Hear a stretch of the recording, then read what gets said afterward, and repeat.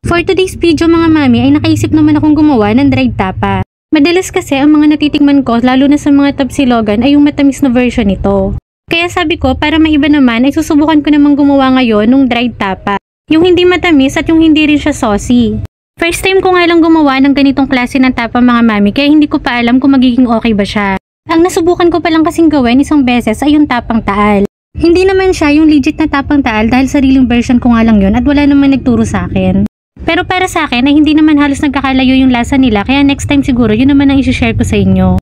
So sa ngayon nga ay dito muna tayo sa dried tapa. Binukod ko nga lang din pala dyan mga mami yung balat dahil hindi natin siya isasama. Pero wag po natin yan itapon mga mi dahil pwede pa po natin yung magamit pang sahog-sahog. So ayan nga mga mami at nahiwa ko na yan lahat sila ng maninipis. At ngayon naman ay titimpahan na natin siya ng pang-marinate. Yan nga mga mami at naglagay lang ako dyan ng half cup ng minced garlic. Depende naman po sa inyo kung gaano karami ang gusto nyo ilagay pero ako kasi gusto ko talaga yung mag-garlic.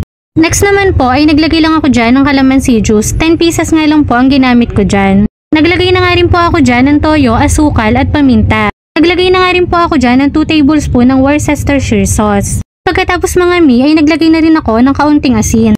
Tansya-tansya nga lang ang ginawa ko dyan mga mi dahil first time ko lang din talagang gumawa nito. Pag okay na mga mi ay ilagay lang yan sa chiller na mga 2 hours para mababad. Makalipas nga ang 2 hours ay ito na ang ating tapa mga mi. Kalahati nga lang muna ang niluto ko dyan dahil hindi naman namin kayang ubusin yung 1 kilo.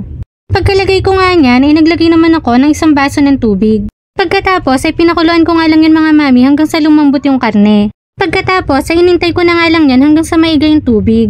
At nung naiga na nga ay naglagay lang ako dyan ng kaunting oil. Pagkatapos ay piniripirito ko lang yan ng konti hanggang sa mag-golden yung kanyang itsura. At ito talaga yung pinaka the best na part mga mami. Syempre, hindi pwedeng mawala ang ating pinakamasarap na partner ng tapa. Tinimplahan ko nga lang yan ng kaunting toyo para magkabuhay yung ating sinangag. Pagkatapos ay naglagay na rin ako dyan ng fried garlic. At ayan nga mga mami at ready na ang ating masarap na sinangag at tapa. At dahil kanina pa talaga ako nagugutom mga mi ay ayan nga at nagsimula na talaga akong sumandok. Meron na nga rin ako naka-ready na sausawang suka at bawang.